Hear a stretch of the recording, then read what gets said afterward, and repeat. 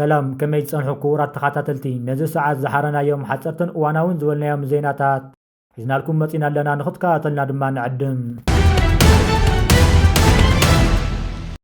መራሕቲ ሃይማኖት ትግራይ ወዲ ሰባ ዘዛረቦም ሲኢኖም ተመሊሶም ኣብ ዙርያ ሰላም ንምዝታይ ናይ ወዲ ሰባ ገይሾም ዝቆነዩ መራሕቲ ሃይማኖት ትግራይ ዝቕበሎም ዘዛረቦም ሲኢኖም ከም ዝተመለሱ ተገሊጹ ቤት ጽሕፈት መንበረ ሰላማ ቅዱስ ሲኖዶስ ኦርቶዶክስ ተዋህዶ ቤተክርስትያን ትግራይ ኣብ ዝቆነ ልኡኻ ሰላም ናይ ወዲ ሰባ ምስዳዱ ዝዝከር ኮይኑ ብፍላይ ምስ ቀዳማይ ሚኒስትር ኣብይ ኣሕመድ ንምዝራብ ዝገብርዎ ጻዕሪ ከም ዘይሰመረ ገለ ካብቶም ጉጅለ ተዛሪቦም ኤምባሲ ኣሜሪካ ኣብ ኢትዮጵያ ምስ ልኡኻ ሰላም ንምዝታይ ሒዝዎ ዝነበረ መደብ እውን ብሰንኪ ጸጥታ ተግባራዊ ከይኮነ ከም ዝተረፈ ጸብጻባት ይሕብሩ ኣብ ዝቆነ ብተደጋጋሚ ካብ ማእኸል ሃገር ሸምገል ናብ መቐለ ክመላለሱ ዝቆነዩ ኮይኖም እቶም መራሕቲ ሃይማኖት ትግራይ ምስ ቀዳማይ ሚኒስትር ሓዊሱ ምስ ዝኾነ ላዕለዋይ በዓል መዚ ፌደራል ክራኸብሉ ዘይከኣሉ ምክንያት ዛጊደ የተገለጸን ዘሎ ኣብ መንጎ መቐለን ኣዲስ ኣበባን ተፈጢሩ ዘሎ ወጥሪ ናብ ዳግማይ ኩናት ከየምርሕ ስጋት ተፈጢሩ ከም ዘሎ ይፍለጥ። በመንበረ ሰላማ ተልከን መጥተን ነበር። መንበረ ሰላማ ልኮን ማለት ነው ከትግራይ ተወክለን ብዙ መከራ ነው ስቃይ ነው የደረሰው። ትናንትና በሰኞና ማክሰኞ ሮብ ለሶስት ቀን ያህል አዲስ አበባ ከአንድ ፉቅ እንዳንወጣ ተከልክለን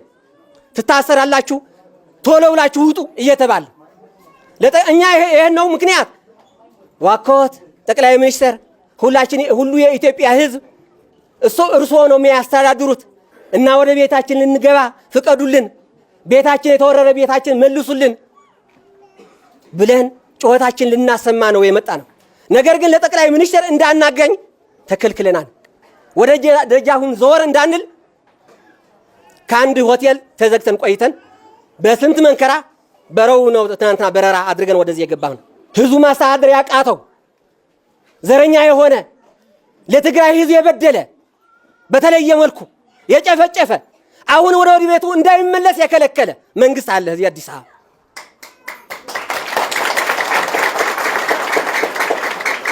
ይሄ መከራስ ማን ነው ያመጣብን? የግብጽ መንግስት ነው ወይስ ከአረብ የመጣ መንግስት ነው? አይደለም እኮ በራሳችን የወለድናቸው እኛ ያስተማርናቸው።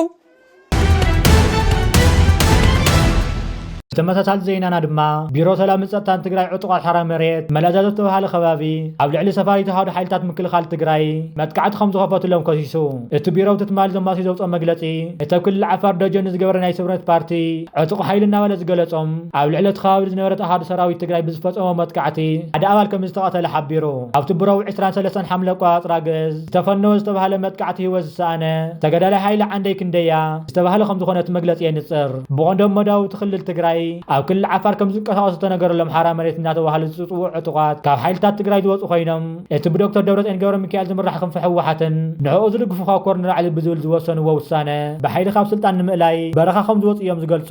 እቶም ኣብ ቀረባ ንባዕሎም ሓይሊ ሰላም ትግራይ ዝብል መፀውዒ ዝሃቡ ዕጡቃት ቅድሚ ሓደ ወርሒ ናብ ከባቢታት ደቡብ ምብራቅ ወጀራት ዒስራ ዓዲ ተቐልቂሎም ምስ ሓይልታት ፀጥታ ትግራይ ክስካብ ምትኳስ በፂሖም ምንባሮም እውን ይዝከር።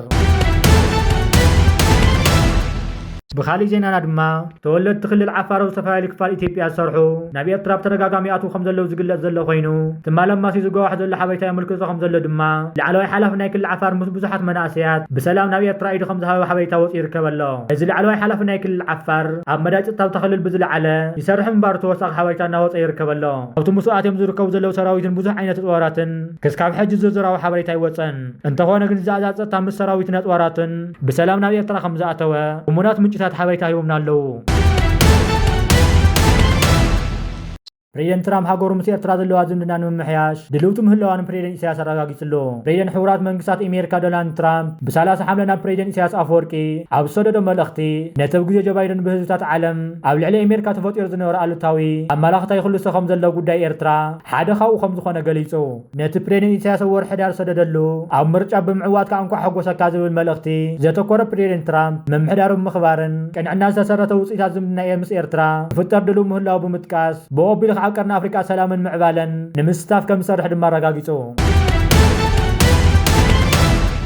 ብኻሊእ ዜናና ድማ ኣብ መወዳእታ ጥሪ ዝሓለፈ ዓመት ኣብ መንጎ ፕሬዚደንት ኢሳያስ ኣፈወርቅን ቀዳመይቲ ሚኒስተር ጆርጅያ ሚላንን ንዝተግበረ ዘተ መሰረት ብምግባር ኤርትራን ኢጣልያን ዓበይቲ ውዕላት ከም ተስማዕምዓ መንግስታዊ መርበብ ሓበሬታ ሻባይ ተፍሊጡ።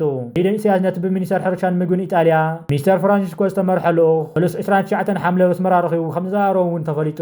ፕሬዚደንት ኢሳያስ ኣብ ዝሓለፈ ሰሙን ኣብ ዘካየደ ቃለ ምሕተት ሃገሩ ምስ ኢጣልያ ዘለዋ ዝምድና ጽቡቕ ምዃኑ ብምሕባር ንዲፕሎማስያዊ ጻዕርታት መንግስቲ ኤርትራ ምልኪቱ ምስ ሃገራት ኣውሮፓ ብፍላይ ድማ ምስ ኢጣልያ ዝግበር ዝጸንሐ ዝምድና ኣብ ዝቐረባ እዋናት ውዕላት ናብ ምፍራም ከም ዝበፅሑ ጠቒሱ ነይሩ። ብመሰረት ሓበሬታ ኣገልግሎት ዜና ኤርትራ እቲ ብሰለስተ መንጎ ፕሬዚደንት ኢሳያስን ልኡኽ ኢጣልያን ዝተገበረ ዝርርብ ንዞባዊ ሰላምን ጸጥታን ምርግጋእን ዝምልከት ዘጠቓለለ እዩ ነይሩ። ብኻሊእ ዜናና ድማ ሰራዊት ሱዳን ናብ ደቡብ ኢትዮጵያ ሰጊሩ መጥቃዕቲ ከም ዘካየደ ተገሊጹ። ደቡብ ኢትዮጵያ ሰገሩ ወተሃደራት ሱዳን ናብ ምዕራብ ኣርማጭሆ ምዕራብ ጎንደር ዝርከብ ዓድታት ዓሪዱ ኣነዋሪ ተግባራት መሬት ሱዳን ዝገብር ሰራዊት ኣብዪ ዕዉት መጥቃዕቲ ኣካይድሉ።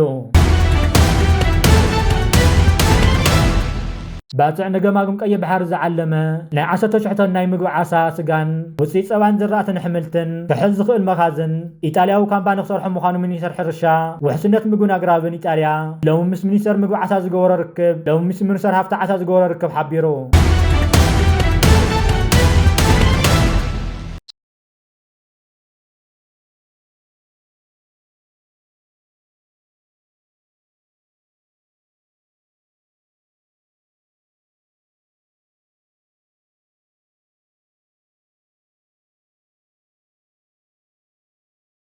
ዝኸበርኩምን ዝኸበርክን ተኸታተልትና ነዚ ሰዓት ዝሓዝናዮም ሓበሬታታት ነቶም ክትከታተልዎም ፀናሕኹም ይመስሉ ነይሮም።